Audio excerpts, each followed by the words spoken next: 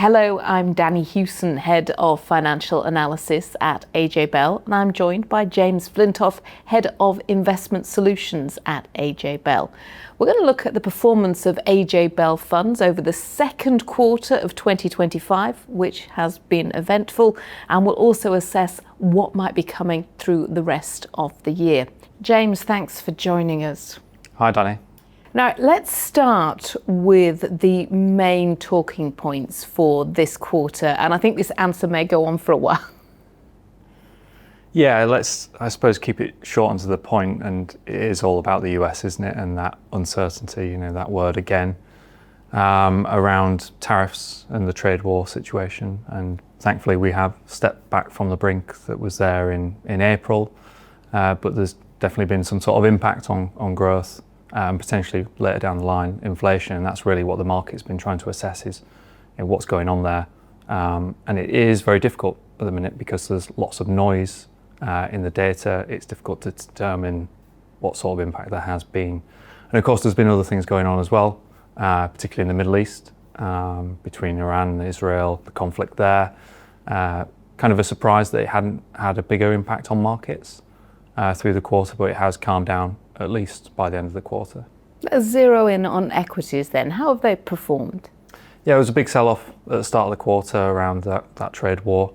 And then there was a big recovery. And the upshot from that really has been that the dollar has been weaker, that investors have started to lose a bit of confidence in the US around the unpredictability and uncertainty and started to allocate a little bit elsewhere. So that weaker dollar has had an impact on returns for sterling-based investors in the US market. So it's not recovered as strongly as it has done for US investors. And other markets have come to the fore again, particularly in emerging markets. Korea's done well, Taiwan's done well.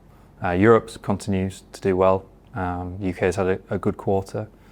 On the flip side, China has been a bit weak after that bumper Q1. A lot of the trade war sentiment really weighing on the market there.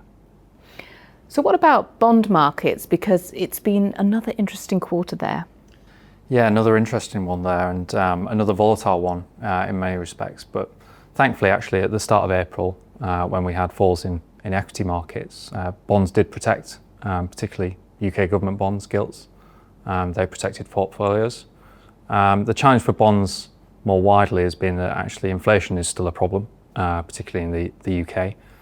The Bank of England is stuck in many respects with inflation that's significantly above target and expected to remain so for the rest of the year, and therefore is struggling to cut interest rates, and bonds are struggling to digest that and perform as a result. If we think about some of the other bonds that we have in our low risk portfolios, in particular, and where there's been a bit of a headwind from the weaker US dollar, has been in emerging market bonds as well, because they're all priced in dollars for the ones that we hold in our portfolios. So let's talk about AJ Bell funds then. How have they responded? Yeah, it's been a good 3 months in terms of returns, despite all of that that's been going on, particularly for the higher risk funds.